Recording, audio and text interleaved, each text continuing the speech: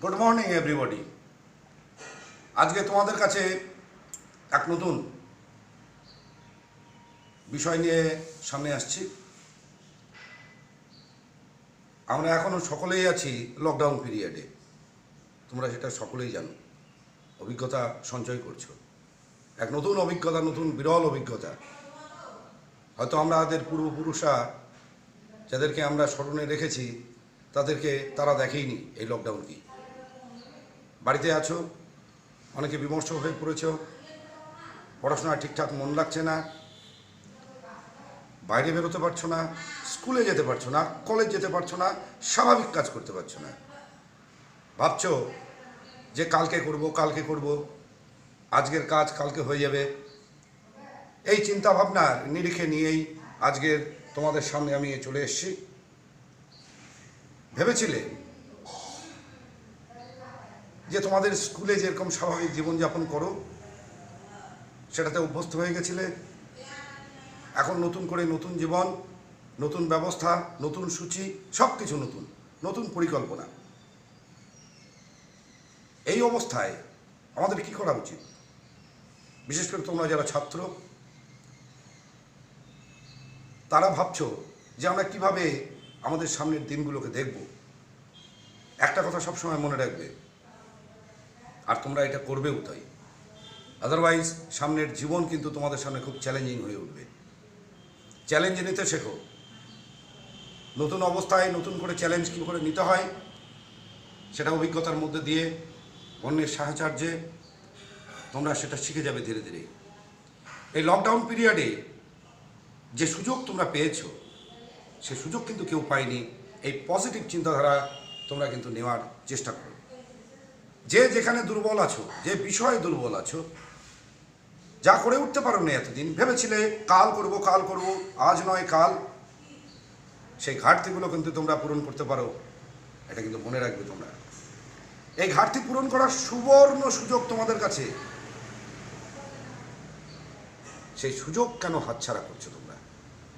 ভাবো, তোমরা কেন ভাবছো না এটা একটা ভীষণ একটা turning point, a new opportunity. যে যেখানে দুর্বল আছো সেইখানে সবল হয়ে যাও। আলস্য করে দিন কাটলে পরে কিন্তু তোমরা কিছুতেই করে উঠতে পারবে না। সেই আলস্যতা কিন্তু তোমাকে ত্যাগ করতেই হবে, নিজেকে চ্যালেঞ্জ নিতেই হবে। আজকে যেটা ভাবছো যে শুয়ে বসে দিন কেটে যাচ্ছে আমার, আমি কাল করব, আগামী পরশু করব, পেছনেই পড়ে যাচ্ছ। কিন্তু এইভাবে ভাবো, তোমরা এভাবে ভাববার চেষ্টা করো যে এত তোমাদের ভেতরে বাড়িতে থাকবার সময়, যেখানে স্কুলের টাস্ক নেই, পড়াশোনার চাপ নেই সে অর্থে যে আজকের পড়া কালকে তোমায় তৈরি করে দিতে হবে, টিউশন টিচারের চাপ নেই, যেখানে তুমি দুর্বল আছো আর যেখানে যারা সবল আছো সেটাকে প্র্যাকটিসের মধ্যে দিয়ে কিন্তু তোমরা আরও আরও আরও দূরে চলে যেতে পারো, তোমাদের জীবনের শিখরে পৌঁছে যেতে পারো। আর যে কোনো এটা মনে রাখবে, যে কোনো জায়গায় জীবনকে তোমার কিন্তু চ্যালেঞ্জ হিসাবে নিতেই হবে। অর্থাৎ তোমার টার্গেট একটা গোল ফিট করতে হবে, সেই গোল তোমাকে পৌঁছতেই হবে। তোমাকে সেই গোল যদি তুমি না পৌঁছও, এই সুবর্ণ সুযোগ, এ দারুণ সুযোগ। তোমরা অডিও ভিডিও বিভিন্ন জায়গায় দেখছো টিচারদের, সেখানে দেখতে পাচ্ছ নতুন নতুন টিচার তোমাদের সামনে আসছে। এটাই বা কম কিসে? তোমাদের লাইব্রেরিতে যেতে হচ্ছে না, তোমাদের প্রচুর বই ঘাটতে হচ্ছে না, ইনফরমেশনগুলো তোমরা এখন অনলাইনেই পেয়ে যাচ্ছ। সেই সুবর্ণ সুযোগকে তোমরা কাজে লাগাও। আর লকডাউনকে এই পজিটিভ ফ্রেম অফ মাইন্ড থেকে তোমাকে নিতে হবে, এবং যে নেবে সেই কিন্তু জীবনে সফল হবে। জো জিতা ওই সিকান্দার।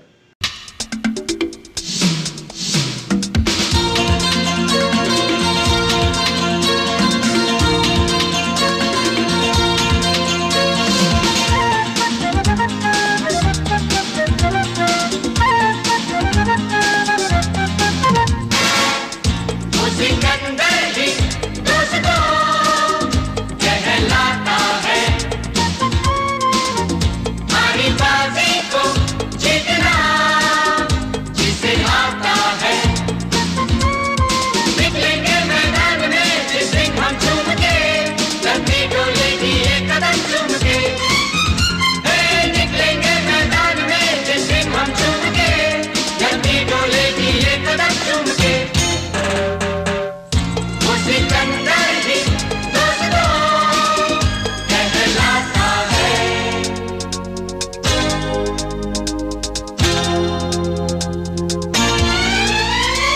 जो सब करते हैं यारो वो क्यों हम तुम करें, यूं ही कसरत करते करते काहे को हम मरे, घर वालों से टीचर से भला हम क्यों डरे, यहाँ के हम सिकंदर चाहे तो रख ले सबको अपनी जेब के अंदर, पर हमसे बच के रहना मेरी जान।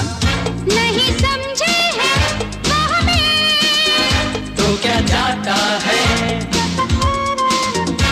हमारी बाजी को जीतना हमें आता है। তোমরা কিন্তু এটা মনে রাখতেই হবে। তোমাদের একটা ছোট্ট গল্প শোনাই, যে জীবনে লড়তে হবে তোমাদেরকে। জীবনকে সবসময় তোমাদের কিন্তু নতুন করে নতুন চ্যালেঞ্জ তোমাদের সামনে আনবে, সেই চ্যালেঞ্জে তোমাদের কিন্তু জয়লাভ করতেই হবে। তোমরা ধ্যানচাঁদের নাম শুনেছ। ধ্যানচাঁদ প্রতিদিন 24 ঘন্টার মধ্যে শুধু ঘুমোতে যাওয়ার আগে পর্যন্ত সে কিন্তু ওই হকি আর হকির বলটিকে নিয়েই কিন্তু নাড়াচাড়া করত। খেলা হচ্ছে, ভারতবর্ষ আর অপোনেন্ট টিম রয়েছে, হাফ টাইম হয়ে গেছে, একটা গোল করতে পারেনি। ধ্যানচাঁদকে এসে সবাই ধরছে, ধ্যানচাঁদ এখনো গোল হয়নি, ড্র হলেই আমাদের পয়েন্টের নিরিখে আমরা হেরে যাব। ধ্যানচাঁদ তার জাদু হকি স্টিকে সেও কিন্তু একটু চিন্তায় পড়ে রয়েছে। ধ্যানচাঁদ কি করত? যেই হাফ টাইমের পরে খেলা শুরু হলো, রেফারিকে বলল যে দেখুন ওই গোল পোস্টের যে উচ্চতা ঠিক নেই, আমার মনে হচ্ছে প্রায় 1 ফিটের মতো হবে কাছাকাছি। এটা নিয়ম নয় যদিও, কিন্তু এই প্রতিবাদে তখন দেখা গেল মাপা হলো সে গোল পোস্ট, সত্যিই তাই, প্রায় 1 ফিটের কাছাকাছি গোল পোস্টটি নিচু হয়েছিল। অর্থাৎ যারা গোল পোস্ট পুঁতেছিল সে সময় মাপ ঠিক করেননি। এত কনফিডেন্স এলো কোথা থেকে? অবাক বিষয়। 1 ফিট উঁচু করা হলো, ততক্ষণ খেলা বন্ধ রইল। ভারতবর্ষ 2 গোলে জিতেছিল সেই ম্যাচ। কি করে সম্ভব হলো?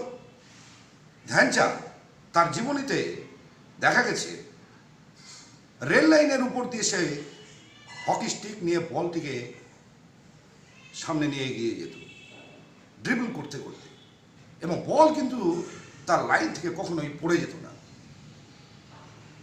তাহলে কতটা প্র্যাকটিস করলে বলে দেওয়া যায় এত কনফিডেন্স নিয়ে যে গোল পোস্টের উচ্চতা কম আছে। এমন জায়গায় তোমাদের প্র্যাকটিসটাকে নিয়ে যেতে হবে যেখানে তোমরাও কিন্তু পারবে, তোমরাও কিন্তু স্বাভাবিকভাবেই পারবে। আর কোনো একটা সাকসেসে তোমরা কিন্তু কখনো স্যাটিসফাইড থাকবে না। ভালো করে চেয়ে দেখো তোমার আশেপাশে যে সমস্ত যে জীব জন্তু গাছপালা ইত্যাদি রয়েছে তাদের কথা ভাবো, তারা কিন্তু maximum successful except human being, all other creatures, all other living beings, they reach to the maximum of their success. গাছ যতটা ডালপালা দরকার, যতটা পৌঁছানো দরকার ঠিক ততটাই পৌঁছয়। একটা বিড়াল, একটা কুকুর সারাটা দিন ধরে তার একটা উদ্দেশ্য যে কি করে আমি আমার খাবার সংগ্রহ করব। সে কিন্তু বিরক্ত হয় না, কোনো পরিস্থিতির সামনে দেখতে চায় না, ঝড় বৃষ্টি সব জায়গায় কিন্তু তার একটাই উদ্দেশ্য। কিন্তু মানুষ হিউম্যান বিং, সে একটা সাকসেসে পৌঁছে গিয়েই সে ভাবে যে আমি একটা সাকসেসে পৌঁছে গেছি, আমার পিছনে এখন অনেক দূরে রয়ে গেছে। তোমাকে শিখরে উঠতে গেলে কোনো সাকসেসকেই তোমরা কিন্তু সেই অর্থে কোনো আত্মতুষ্টিতে ভুগলে চলবে না।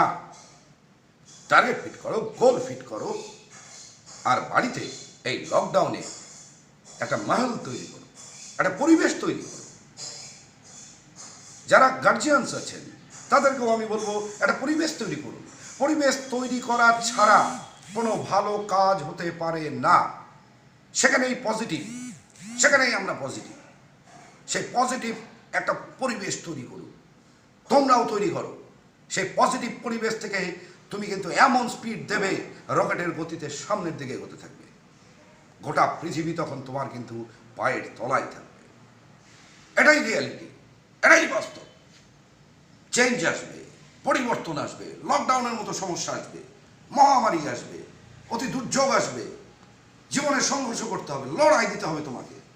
আর সেই লড়াই থেকে তুমি বেরিয়ে আসতে পারবে। তার আগে তুমি গোল ফিট করো, তোমার পরিবেশটাকে তৈরি করো, তোমার বাড়ির পরিবেশটাকে। দেখবে কখনোই মনে হবে না তুমি আত্মসন্তুষ্টিতে ভুগছো, যে কোনো বিষয় পড়ছো আরো আরো আরো আরো চাই আমার, এই পিপাসা, মনের ভিতরে আগ্রহ এমনি তোমার তৈরি হয়ে যাবে। তোমাদের একটা গল্প শোনাই। মহাভারতে তোমরা তো সবাই জানো যে অভিমন্যুকে বধ করা হয়েছিল। কর্ণ, দুর্যোধন, দ্রোণাচার্য আরো সবাই কিন্তু মিলে অভিমন্যুকে বধ করেছিল। কিন্তু জানো তোমরা যে ধরা হয় জয়দ্রথ নাকি অভিমন্যুকে বধ করেছিল, কিন্তু না, কথা ঠিক নয়। জয়দ্রথ কিন্তু যখন অভিমন্যুকে মেরে ফেলেছে এরা, তখন তার পেছনে একখানা লাঠি দিয়েছিল। দুর্যোধন অন্য জায়গায় ছিল, সে যুদ্ধক্ষেত্রে ব্যস্ত ছিল।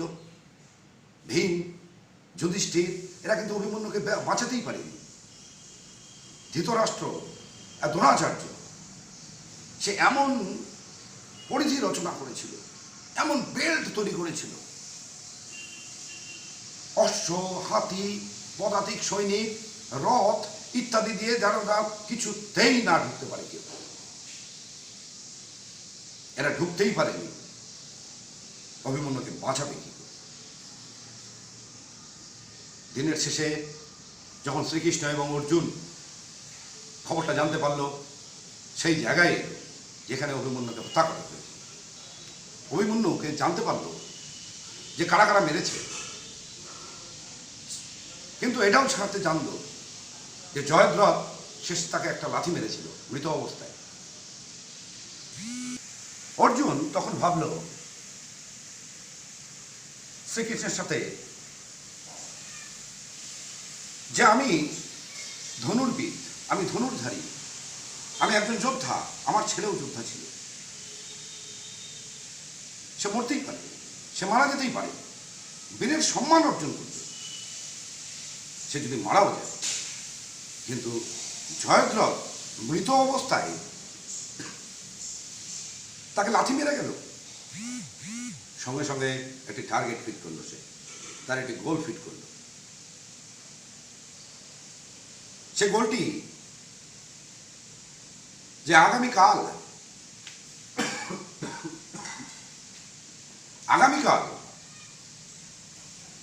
সূর্যাস্তের আগেই যদি আমি জয়দ্রথকে হত্যা করতে না পারি,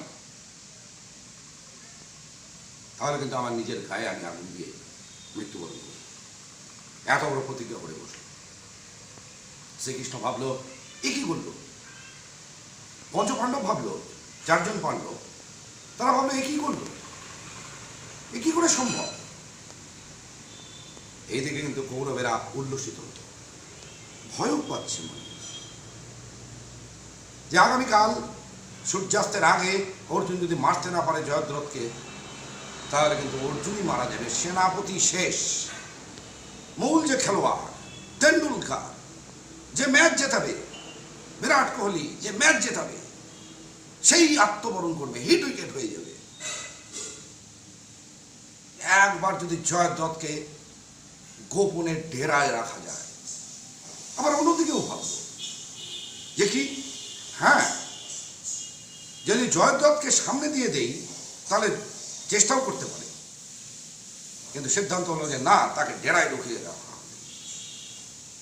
এমন বেল্ট তৈরি করা হবে সুরক্ষার, যে কিছুতেই কেউ ঢুকতেই পারবে না। পাণ্ডবরাও চিন্তিত, এটাও সম্ভব নয় এত ছোট সময়ের মধ্যে। আগামীকালে সূর্য উঠল, খুঁজে বেড়াতে লাগলো অর্জুন, শ্রীকৃষ্ণ, জয়দ্রথ কোথায় পাওয়া যাবে, জয়দ্রথ কোথায় পাওয়া যাবে, কোনো জায়গায় পাওয়া যাবে না। সূর্য প্রায় ডোবার টাইম হয়ে এলো। শ্রীকৃষ্ণের কাছে সবাই আবেদন করলো যে দেখো, এখন যদি অর্জুনই না চলে যায় তাহলে আমরা এখানেই হেরে যাব। শ্রীকৃষ্ণ এমন একটা পরিবেশ রচনা করল, সেই পরিবেশটা মেঘ দিয়ে গোটা সূর্যকে ঢেকে ফেলে অন্ধকারে আচ্ছন্ন করে দিল। এই ঠিক এই পরিবেশের কথাই বলছি। এই কৃত্রিম পরিবেশ হলেও এই কৃত্রিমের মধ্যেই বাস্তবতা লুকিয়ে রয়েছে। এই কৃত্রিম অবস্থার মধ্যেই বাস্তবতা লুকিয়ে রয়েছে। কি করলো? চারিদিকে অন্ধকার, এইদিকে কৌরবরা ভীষণ উল্লসিত। এই তো অন্ধকার হয়ে গেছে, কোথায় আর নেই, সন্ধ্যা লেগে গেছে, সূর্য অস্তমিত হয়ে গেছে। কৌরব তখন ভাবলো এই মুহূর্তেই যদি জয়দ্রথকে বের করে দেওয়া যায়, অর্জুনের মরে পড়ে যাবে, অর্জুন আত্মহত্যা করবে, আমরা যুদ্ধে জিতে যাব।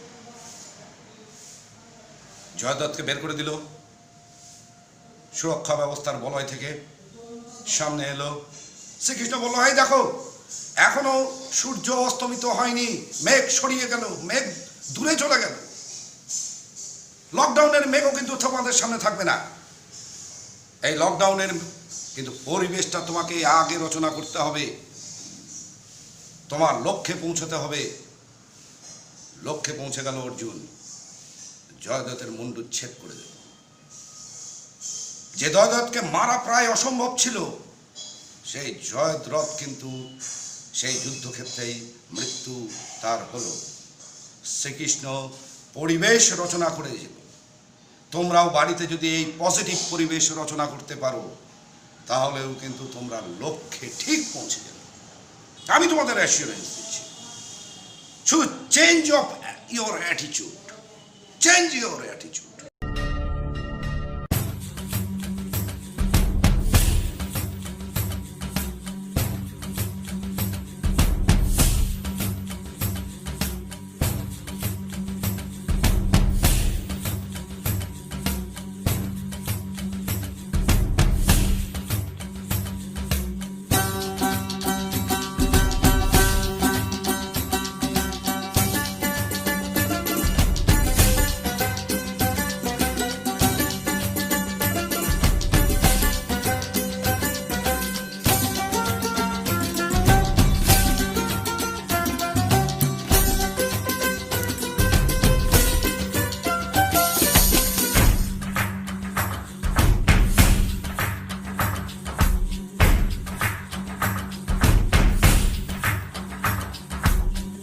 बार हाँ बोलो यार हाँ, अपनी जीत हो उनकी हार हाँ।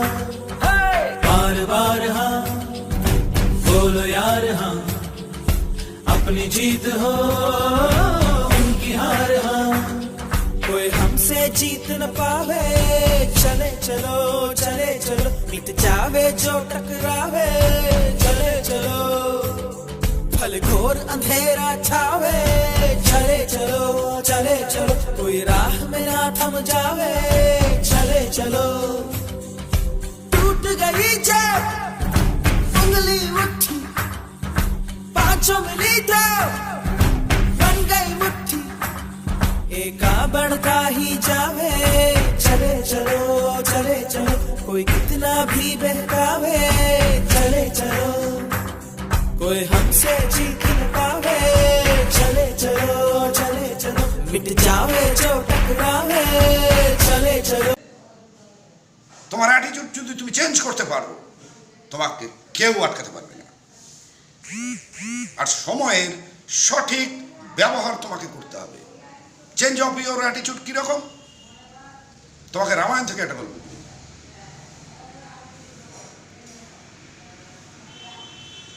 কাশিরাম দাস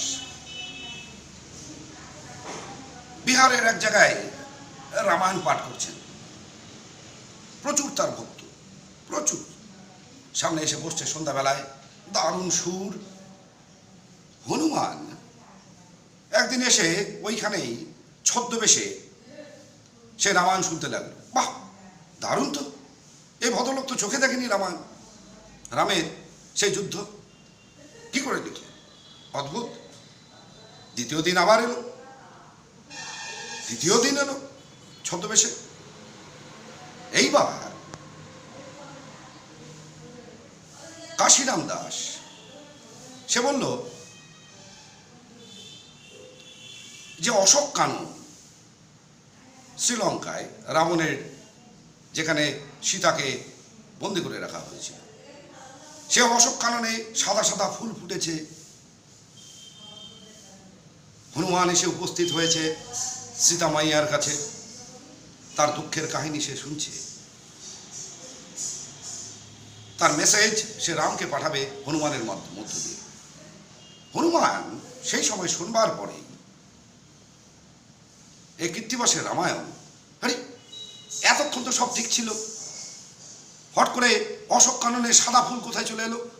ও তখন তো লাল ছিল। আরে গিয়েছিলাম আমি, আপনি দেখলেন কোথা থেকে সাদা?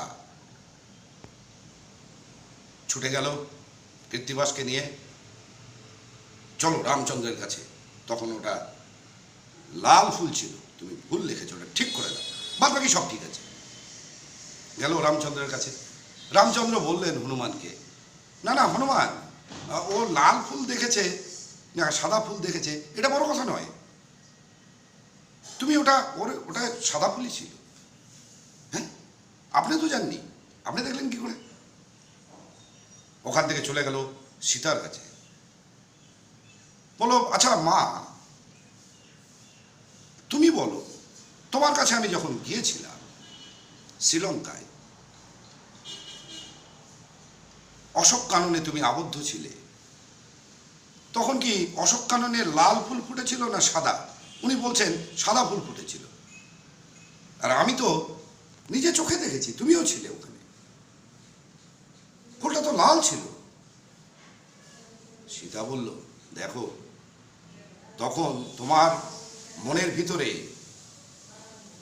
রাবণ, তার সেনা, এদেরকে হত্যা করবার জন্য, পরাজিত করবার জন্য তোমার চোখটা লাল হয়ে গেছিল, রক্তচক্ষু হয়েছিল তুমি, সেজন্য তুমি সব লাল দেখছিলে।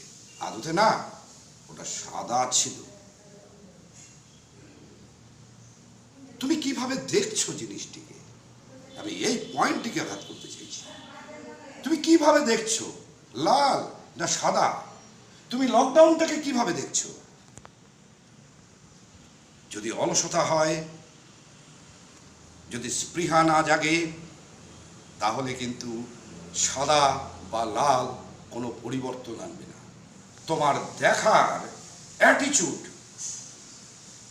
কোনো বিষয়কে দেখবার যে তোমার পজিটিভ অ্যাটিটিউড, সেই অ্যাটিটিউড তোমাকে চেঞ্জ করতে হবে। জ্বলতে হবে তোমাকে। রকেটের পেছনে জ্বালানি থাকে,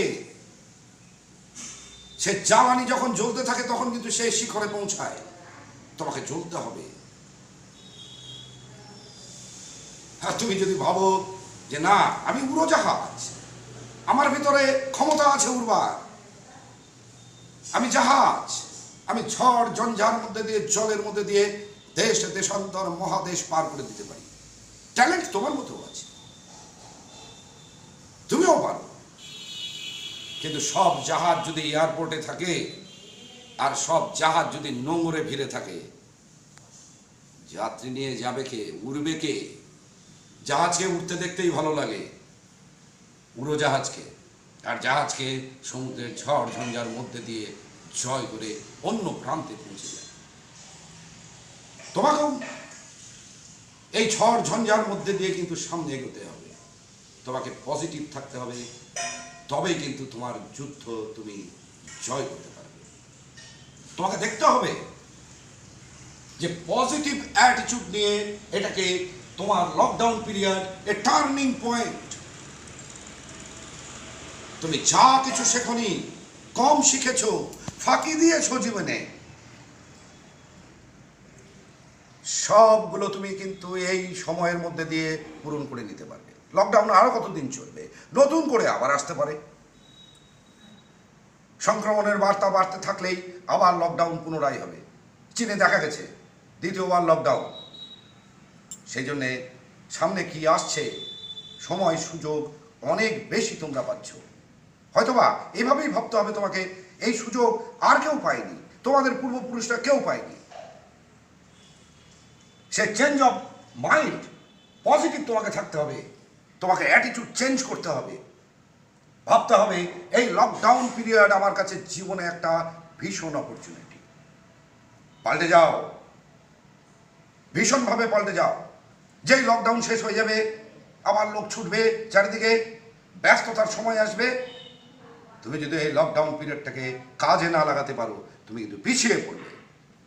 যদি পিছিয়ে যেতে না চাও, সামনের দিনে আরো আরো আরো এগিয়ে যেতে চাও, তাহলে কিন্তু তোমাকে মনে রাখতে হবে এই অপরচুনিটি আমার কাছে ভীষণ, সেই অপরচুনিটিটাকে আমি কি করে কাজে লাগাবো। সবাই ভালো থাকবে, সবাই চেষ্টা করো, তোমরাও পারবে, তোমরাও পারবে সেই কালো মেঘের মধ্যে দিয়ে বিদ্যুৎটাকে ছিনিয়ে আনতে। সেই বিদ্যুৎ দিয়ে তোমাদের জীবন কিন্তু আরো আরো আরো আলোকিত হবে। সুযোগ কাজে লাগাও, এই সুযোগ আসে না সকলের, দেখবে। আর সব সময় বাড়িতে সেই পরিবেশ তৈরি করো, পজিটিভ ফ্রেম অফ মাইন্ড নিয়ে থাকো, আরো জানতে চাও, তবেই দেখবে তুমি তোমার শিখরে চলে গেছে। তোমার ভিতরেও আছে সেই উড়োজাহাজের মতো, সেই জাহাজের মতো। এই ঝড় ঝঞ্ঝা এ কিচ্ছু নয় জীবনে, এ আসতেই থাকবে। তোমার শরীরেও এই লকডাউন যদি মহামারী, করোনা মহামারী না থাকে, অনেকে অনেক লড়াই দিচ্ছে, তাদের হাতে কোনো সময়ই নেই। তুমি এটা ভাবছো না কেন? কত ডাক্তার, কত নার্স, কত স্বাস্থ্যকর্মী যারা লকডাউনকে, এই ব্যবস্থাটাকে যারা সুরক্ষিত রাখছে, তারা দিনের পর দিন, ঘন্টার পর ঘন্টা না খেয়ে না ঘুমিয়ে তারা এই সময়কে ব্যবহার করছে আমাদের সুরক্ষা দেওয়ার জন্য। তোমার হাতে তো অফুরন্ত সময়, তুমি তো ভাগ্যবান। এটাকে ভাবতে হবে তোমাকে যে তুমি বাড়িতে আছো, সুরক্ষিত আছো। এখন তোমার কাজটা শুধু এই কাজগুলো তোমাকে চেঞ্জ করে ফেলো। Change your attitude, try to be very very positive.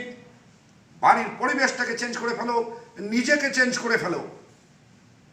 R practice, ওই ধ্যানচাঁদের মতো প্র্যাকটিস করতে থাকো। যত প্র্যাকটিস তত পারফেকশন। আর কখনো স্যাটিসফাইড হবে না যে এই চ্যাপ্টারটা শেষ করে ফেলেছি বলে আমি অনেক এগিয়ে আছি অন্যের থেকে। না, একদম না। তুমি ওইখান থেকে তুমি ভাবো তো যে স্যাটিসফ্যাকশন যদি আমাদেরকে একবার গ্রাস করে ফেলে কি হতে পারে। রতন টাটা, তার আরো কি টাকা দরকার? না, আর তো টাকা দরকার নয়, তার আর কিসের টাকা দরকার? অথচ সে দিনের পর দিন চেষ্টা করে যাচ্ছে একটার থেকে আরেকটা, আরেকটার থেকে আরেকটা শিল্পকে বাড়িয়ে তুলতে, গোটা পৃথিবীর বুকে ভারতবর্ষের নাম আরো আরো আরো উজ্জ্বল করতে। তার পিছনে কে থাকবে? একটি নাম, রতন টাটা। তাহলে রতন টাটার টাকা দরকার নেই, কিন্তু তার স্যাটিসফ্যাকশন নেই, তার টাকার প্রয়োজন নেই। আর এই প্রসেসে, এই প্রক্রিয়ায় যে ছোট থেকে আরো বড় আরো বড় আরো বড় জানবার পিপাসা, আমি সব সময় ডিসস্যাটিসফাইড, আরো জানতে হবে, আমার এখানে ঘাটতি আছে, তুমি এমন মানুষে তৈরি হবে, সেটাই জীবন। আর এই জীবনে উপভোগ, যত কাজ ততই কিন্তু জীবন। সবাই ভালো থাকবে।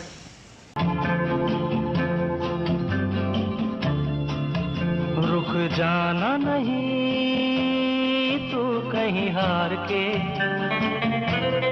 कांटों पे चल के मिलेंगे साए बहार के। रुक जाना नहीं तू कहीं हार के, कांटों पे चल के मिलेंगे साए बहार के।